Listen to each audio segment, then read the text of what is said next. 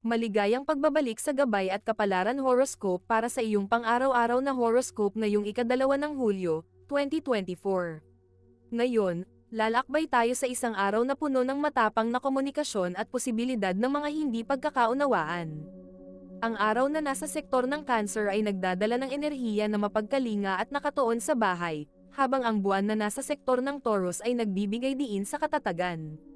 Ang planetang Mercury na nasa sektor ng Leo at Jupiter na nasa sektor ng Gemini ay lumilikha ng isang masiglang kapaligiran para sa pagbabahagi ng mga ideya at pagpapahayag ng sarili.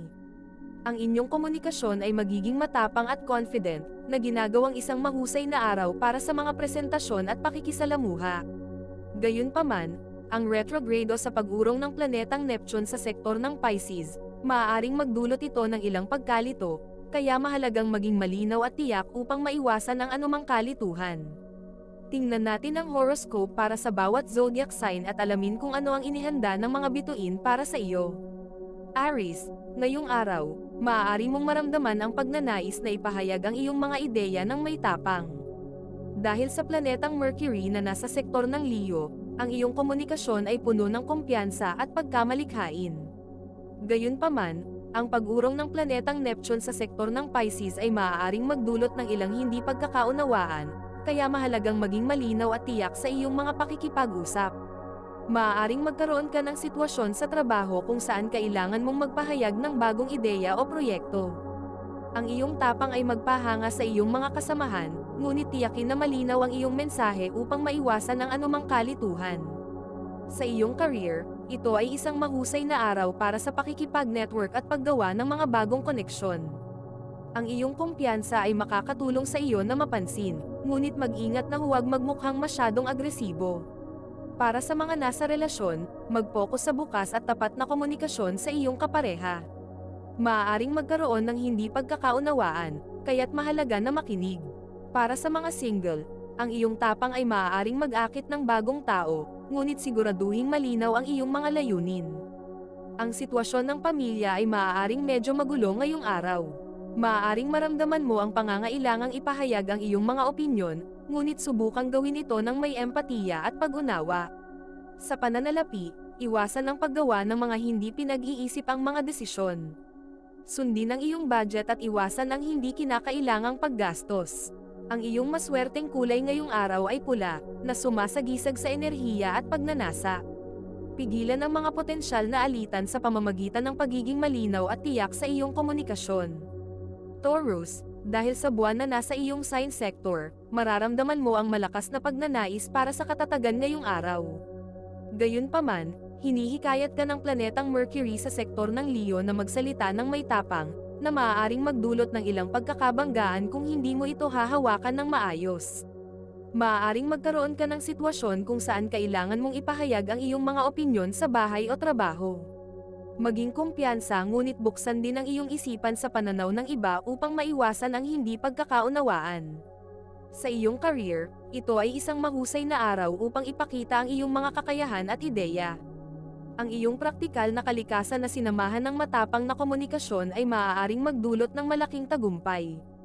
Para sa mga nasa relasyon, mag-focus sa pag-aalaga at pag-aaliw sa iyong kapareha. Maaaring magkaroon ng hindi pagkakaunawaan, ngunit ang pagtugon dito ng may pag-aalaga at empatiya ay magpapalakas sa inyong relasyon. Para sa mga single, ang iyong matatag at maasahang kalikasan ay makakaakit ng mga potensyal na kapareha. Maaaring kailanganin ng iyong pamilya ang iyong atensyon. Maglaan ng dekalidad na oras sa iyong mga mahal sa buhay at harapin ang anumang isyu ng may pag-aalaga. Sa pananalapi, mag-ingat sa iyong mga pamumuhunan. Sundin ang mga subok at napatunayang pamamaraan sa halip na kumuha ng mga risk. Ang iyong maswerteng kulay ngayong araw ay berde, na sumasagisag sa paglago at katatagan. Pigilan ang mga potensyal na alitan sa pamamagitan ng pagiging bukas sa mga bagong ideya at pag-iwas sa pagiging matigas ang ulo. Gemini, ngayong araw ay isang araw para sa masiglang komunikasyon at pagbabahagi ng mga ideya.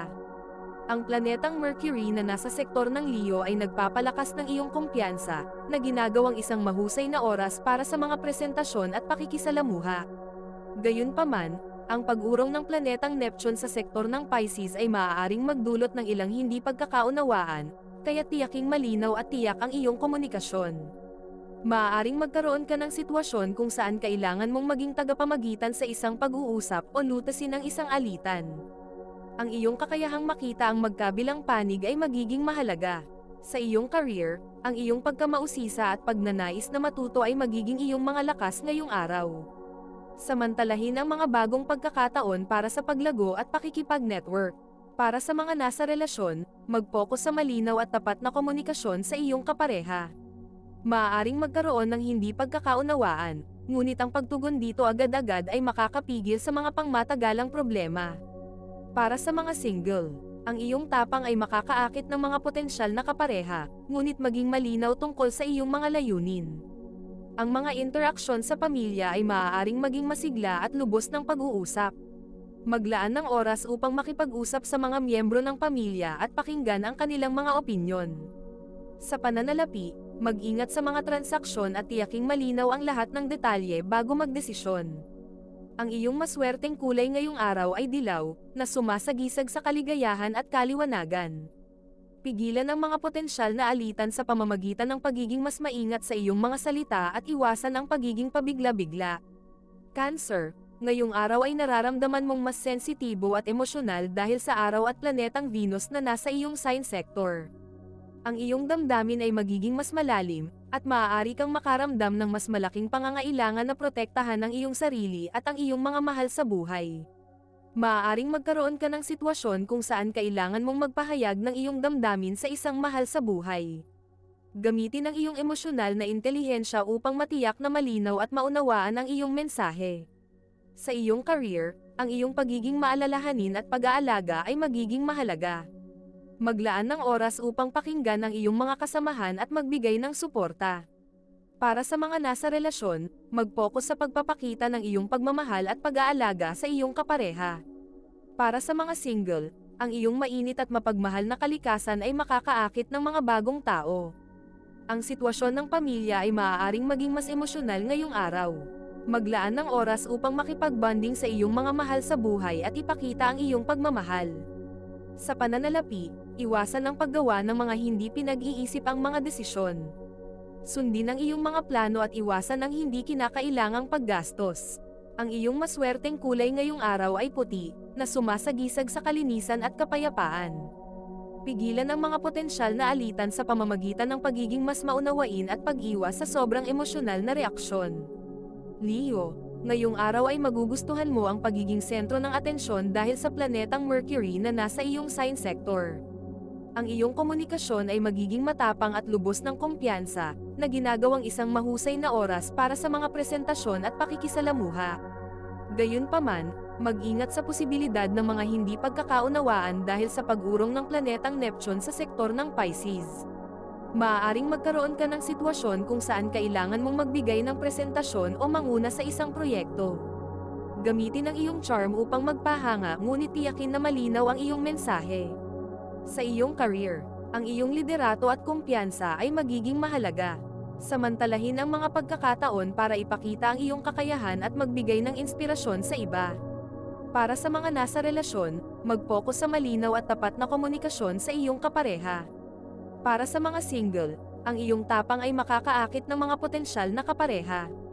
Ang sitwasyon ng pamilya ay maaaring maging masigla at lubos ng aktibidad. Maglaan ng oras upang makipag-usap at makipag-bonding sa iyong mga mahal sa buhay. Sa pananalapi, mag-ingat sa mga hindi pinag-iisip ang mga desisyon. Sundin ang iyong mga plano at iwasan ang hindi kinakailangang paggastos. Ang iyong maswerteng kulay ngayong araw ay ginto, na sumasagisag sa yaman at tagumpay. Pigilan ang mga potensyal na alitan sa pamamagitan ng pagiging mas bukas sa mga ideya ng iba at iwasan ang pagiging masyadong makasarili. Virgo, ngayong araw ay maaaring maramdaman mo ang pangangailangan na maging mas maayos at organisado dahil sa buwan na nasa sektor ng Taurus. Gayunpaman, hinihikayat ka ng planetang Mercury na nasa sektor ng Leo na magsalita ng may tapang, na maaaring magdulot ng ilang pagkakabanggaan kung hindi mo ito hahawakan ng maayos. Maaaring magkaroon ka ng sitwasyon kung saan kailangan mong ayusin ang isang proyekto o gawain sa trabaho. Gamitin ang iyong kakayahan sa organisasyon ngunit tiyakin na malinaw ang iyong komunikasyon upang maiwasan ang hindi pagkakaunawaan. Sa iyong career, ito ay isang mahusay na araw upang ipakita ang iyong mga kakayahan at ideya. Ang iyong praktikal na kalikasan na sinamahan ng matapang na komunikasyon ay maaaring magdulot ng malaking tagumpay. Para sa mga nasa relasyon, mag-focus sa pag-aalaga at pag-aaliw sa iyong kapareha. Para sa mga single, ang iyong matatag at maasahang kalikasan ay makakaakit ng mga potensyal na kapareha. Maaaring kailanganin ng iyong pamilya ang iyong atensyon. Maglaan ng dekalidad na oras sa iyong mga mahal sa buhay at harapin ang anumang isyu ng may pag-aalaga. Sa pananalapi, mag-ingat sa iyong mga pamumuhunan. Sundin ang mga subok at napatunayang pamamaraan sa halip na kumuha ng mga risk. Ang iyong maswerteng kulay ngayong araw ay asul, na sumasagisag sa katiwasayan at katapatan. Pigilan ang mga potensyal na alitan sa pamamagitan ng pagiging bukas sa mga bagong ideya at pag-iwas sa pagiging masyadong kritikal. Libra, ngayong araw ay mararamdaman mo ang pagnanais na maghanap ng balanse at pagkakasundo sa iyong buhay. Ang planetang Mercury sa sektor ng Leo ay nagbibigay sa iyo ng tapang na magsalita ng may kumpiyansa, ngunit mag-ingat sa posibilidad ng mga hindi pagkakaunawaan dahil sa pag-urong ng planetang Neptune sa sektor ng Pisces. Maaaring magkaroon ka ng sitwasyon kung saan kailangan mong gumitna sa isang alitan o lutasin ng isang isyu sa trabaho o tahanan. Gamitin ang iyong kakayahang magpasya ng patas upang matiyak na ang lahat ng panig ay naririnig. Sa iyong career, ito ay isang magandang araw para ipakita ang iyong kakayahan sa pakikipag-ugnayan at diplomasya. Ang iyong likas na kakayahan na maghanap ng balanse ay magiging kapaki-pakinabang. Para sa mga nasa relasyon, mag-focus sa bukas at tapat na komunikasyon sa iyong kapareha. Maaaring magkaroon ng hindi pagkakaunawaan, ngunit ang pagiging mahinahon at maunawain ay makakatulong sa paglutas ng mga ito. Para sa mga single, ang iyong kagandahan at diplomatikong kalikasan ay makakaakit ng mga potensyal na kapareha. Ang sitwasyon ng pamilya ay maaaring maging medyo magulo, ngunit ang iyong kakayahang magpatahimik ng mga alitan ay magiging mahalaga. Maglaan ng oras upang makinig at unawain ang mga damdamin ng iyong mga mahal sa buhay. Sa pananalapi, mag-ingat sa paggawa ng mga hindi pinag-iisip ang mga desisyon. Sundin ang iyong mga plano at iwasan ang hindi kinakailangang paggastos. Ang iyong maswerteng kulay ngayong araw ay pink, na sumasagisag sa pag-ibig at pagkakasundo. Pigilan ang mga potensyal na alitan sa pamamagitan ng pagiging mahinahon at pag-iwas sa mga hindi pinag-iisip ang mga desisyon. Scorpio, ngayong araw ay mararamdaman mo ang pagnanais na lumalim at alamin ang mga lihim na nakatago. Ang pag-urong ng planetang Neptune sa sektor ng Pisces ay nagpapalakas ng iyong kakayahan na makita ang katotohanan sa likod ng mga ilusyon. Gayunpaman, mag-ingat sa posibilidad ng mga hindi pagkakaunawaan dahil sa planetang Mercury sa sektor ng Leo na nagpopromote ng matapang at kumpiyansang komunikasyon. Maaaring magkaroon ka ng sitwasyon kung saan kailangan mong alamin ang isang lihim o lumutas ng isang misteryo sa trabaho o tahanan. Gamitin ang iyong natural na kakayahan sa pagsisiyasat ngunit tiyakin na ang iyong mga tanong at obserbasyon ay malinaw at hindi makakasakit. Sa iyong career, ang iyong kakayahang maghukay ng malalim at alamin ang katotohanan ay magiging mahalaga. Mag-ingat sa pagiging masyadong agresibo. Para sa mga nasa relasyon, mag-focus sa pagbibigay ng iyong buong atensyon at pagmamahal sa iyong kapareha. Para sa mga single, ang iyong magnetic na personalidad ay makakaakit ng mga potensyal na kapareha. Ang sitwasyon ng pamilya ay maaaring maging masigla at lubos ng emosyon. Maglaan ng oras upang makinig at alamin ang mga damdamin ng iyong mga mahal sa buhay. Sa pananalapi, mag-ingat sa mga hindi pinag-iisip ang mga desisyon. Sundin ang iyong mga plano at iwasan ang hindi kinakailangang paggastos. Ang iyong maswerteng kulay ngayong araw ay itim, na sumasagisag sa lakas at misteryo. Pigilan ang mga potensyal na alitan sa pamamagitan ng pagiging mas maunawain at iwasan ang pagiging masyadong mapaghusga. Sagittarius, ngayong araw ay magugustuhan mo ang kalayaan.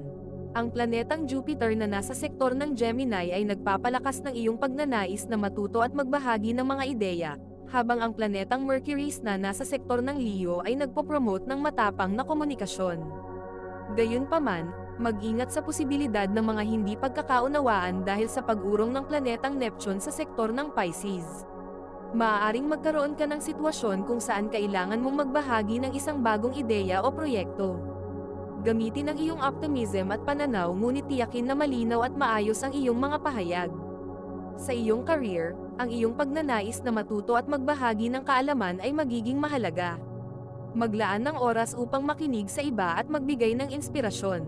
Para sa mga nasa relasyon, mag-focus sa malinaw at tapat na komunikasyon sa iyong kapareha. Para sa mga single, ang iyong optimistikong kalikasan ay makakaakit ng mga potensyal na kapareha. Ang sitwasyon ng pamilya ay maaaring maging masigla at lubos ng aktibidad. Maglaan ng oras upang makipag-bonding sa iyong mga mahal sa buhay at ipakita ang iyong pagmamahal. Sa pananalapi, mag-ingat sa paggawa ng mga hindi pinag-iisip ang mga desisyon. Sundin ang iyong mga plano at iwasan ang hindi kinakailangang paggastos. Ang iyong maswerteng kulay ngayong araw ay purple, na sumasagisag sa katalinuhan. Pigilan ang mga potensyal na alitan sa pamamagitan ng pagiging mas bukas sa mga ideya ng iba at iwasan ang pagiging masyadong mabilis sa mga desisyon.